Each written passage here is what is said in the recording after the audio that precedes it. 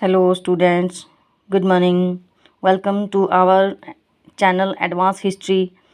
तो जैसा आप लोग पहले गुलाम वंश, खिलजी वंश, तुगलक वंश बाय एडवांस हिस्ट्री से कंप्लीट कर चुके हैं, उसी प्रकार हम आपके सामने सैयद वंश लेकर आए हैं फुल डिटेल 1414 से 1451 ईस्वी। तो चलिए स्टार्ट करते हैं अपना सैयद वंश यानी मेडीवल हिस्ट्री का सैयद वंश। नंबर 1 पर है खिज्र खां 1414 से 1421, मुबारक 1421 से 34 ईस्वी, मोहम्मद 1434 से 43 ईस्वी, आलम शाह 1443 से 1451 ईस्वी। तो जो इसका पहला शासक था दौलत खां को इसने पराजित किया और दिल्ली पर अधिकार किया और नए राजवंश की नींव रखी, जिसे सैयद वंश कहा गया। खिज्र खां 7 वर्षों तक शासन किया और रैयत आला यानी इसने कोई ऐसी उपाधि नहीं ली सुल्तान वगैरह की, तो इसने एक उपाधि थी रैयत आला उपाधि ली, जिसको लेने के बाद ये गद्दी पर बैठा, दिल्ली की गद्दी पर बैठा। तुगलक वंश के अंतिम शासक को इसने बंदी बना कर रखा पहले तो, और कुछ वक्त बाद उसकी हत्या कर दी और बाद में अपने शासन की नींव रखी। विस्तार किया इसने दिल्ली से पंजाब तक। हिस्टोरियोग्राफर फरिश्ता ने खिज्र खां को न्यायप्रिय और उदार शासक बताया है, यानी एक न्यायप्रिय था और एक उदार शासक था ये। खिज्र खां की मृत्यु पर युवा, वृद्ध और दास और स्वतंत्र यानी सभी लोगों ने काले वस्त्र पहनकर दुख प्रकट किया था। ये फरिश्ता के अनुसार है, यानी फरिश्ता इस बात को कहता है।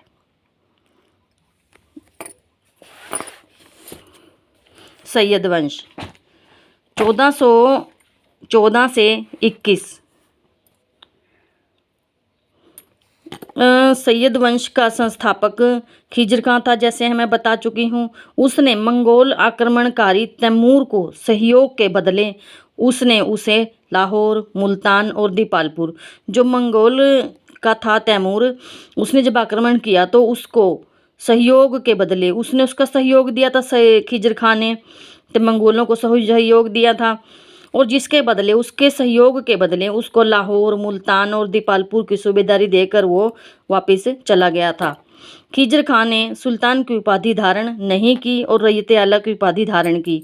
बुखारा के संत सैयद जलाल ने, यानी बुखारा का जो संत था कौन सा, सैयद जलाल ने खिज्र खां से प्रसन्न होकर सैयद नाम से पुकारा। तभी से खिज्र खां ने इसे उपाधि के रूप में धारण कर अपने को सैयद कहलवाना प्रारंभ कर दिया। यानी यहीं से सैयद वंश की स्थापना होती है और यहीं से सैयद वंश चलता है। कौन किसके द्वारा, सैयद जलाल ने खिज्र खां को कहा था ये। और मार्च 1414 ईस्वी में मुल्तान के सूबेदार खिज्र खां ने दौलत खां पर आक्रमण किया और मई के अंत तक दिल्ली पर अधिकार कर लिया। खिज्र खां सुल्तान न बनकर तैमूर के पुत्र शाहरुख सूबेदार के रूप में शासन करता था। तैमूर के पुत्र के रूप में शाहरुख सूबेदार के रूप में वो शासन करता था। उसके 7 वर्ष के शासनकाल में कोई ऐसी विशेष घटना नहीं हुई जिसका इतिहास पर कोई ऐसा प्रभाव दिखे। खिज्र खां के समय में इटावा, कटेहर, कन्नौज, पटियाली, काम्पिल्य के हिंदू जमींदारों ने विद्रोह किए, जिन्हें उनके मंत्री ताज उल मुल्क ने दबा दिया था। ताज उल मुल्क की 13 जनवरी 1421 ईस्वी को खिज्र खां की 20 मई 1421 को मृत्यु हो जाती है। यानी ये दोनों ही थे, जो उसका मंत्री था और ये राजा था, तो इन दोनों की मृत्यु हो जाती है। और खिज्र खां ने सिक्कों पर भी, जो इसका पिछला शासन था, जैसे तुगलक वंश था, उसी के सिक्के इसने अपने तुगलक शासकों का ही नाम रहने दिए, यानी अपने नाम के कोई सिक्के वगैरह इसने नहीं चलाए। तो इसके बाद आता है मुबारक शाह, जो इसका पुत्र था। खिज्र खां ने अपने जीवन काल में ही मुबारक शाह को, यानी वो जब जीवित था 1421 से 1434 ईस्वी तक था ये मुबारक शाह। और जब वो इसका बाप जो था यानी खिजर खां उसका पुत्र था ये। और जब वो जीवित रहते हुए ही वो अपने जीवन काल में ही मुबारक शाह को उपाधि उत्तराधिकारी घोषित कर दिया था।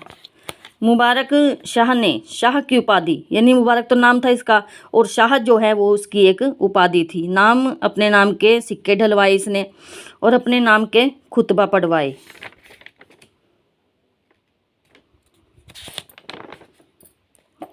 अपने नाम के खुतबा पढ़वाए। याहिया बिन अहमद सरहिंदी ने तारीख़ मुबारक शाही नामक फारसी ग्रंथ लिखा है जो इसके नाम से है।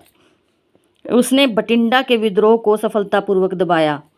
खोखरों ने उसके समय में कई बार विद्रोह किए और खोखर नेता जसरत ने उसकी सत्ता स्थापित करने की कोशिश की। खोखरों नेता जसरत ने अपनी सत्ता दिल्ली पर स्थापित करने की कोशिश की, लेकिन वो असफल हो गया। 19 फरवरी 1434 ईस्वी को सुल्तान एक षड्यंत्र का शिकार हो जाता है, जिससे उसका नेता था वजीर सरवर अल मुल्क था। उसका वजीर था ये सरवर अल मुल्क, और इसी ने मुबारक शाह को षड्यंत्र के दौरान मार दिया था। मुबारक शाह ने मुबारकाबाद नामक नगर बसाया। मुबारक शाह को वजीर सरवर के हाथों का कठपुतली बना दिया।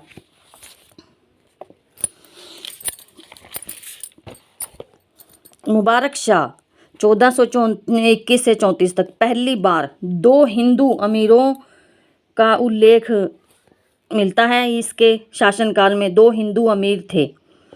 यमुना के तट पर इसकी हत्या हुई और मुबारकाबाद नगर बसाया।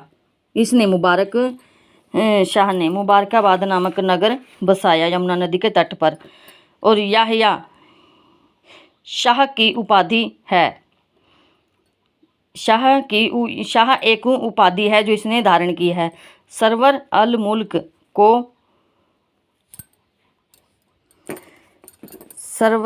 मुल्क को राजश्रय दिया था इसने, क्योंकि इसका वजीर था ये। वजीर इसको बाद में बनाया, पहले इसको राजश्रय दिया तभी तो वजीर बनाएगा इसको।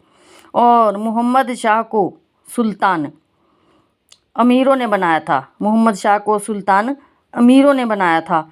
और इसी समय जो इसका वजीर था सरवर अल मुल्क ने खाने जहाँ की उपाधि धारण की थी। यानी सरवर अल मुल्क क्या बन गया था, अब खाने जहाँ की उपाधि धारण कर ली, तो खाने जहाँ बन गया था अमीर। कमाल उल मुल्क ने, कमाल जो इसका अमीर था एक, ने बाद में सरवर अल मुल्क के साथ मिलकर, और सरवर अल मुल्क ने इसके साथ मिलकर उस सरवर के जो साथी थे, सरवर और मुल्क के साथियों के साथ मिलकर उसके सहयोगियों की हत्या कर दी। तब कमाल उल मुल्क वजीर बना था। यानी ये तो पहले एक वजीर था और इसने सुल्तान की हत्या कर दी थी अपने सहयोगियों के साथ मिलकर, और फिर उसके बाद कमाल उल मुल्क वजीर बन गया और क्षेत्रीय राज्यों का विद्रोह हुआ।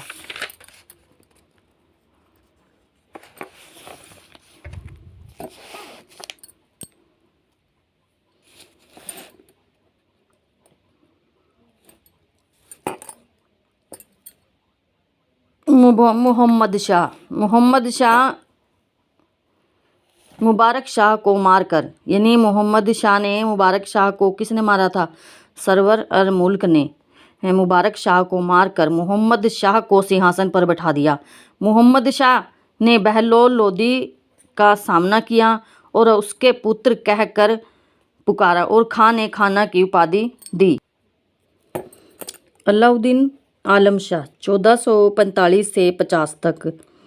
तो अलाउद्दीन आलम शाह ये कौन था? ये एक मोहम्मद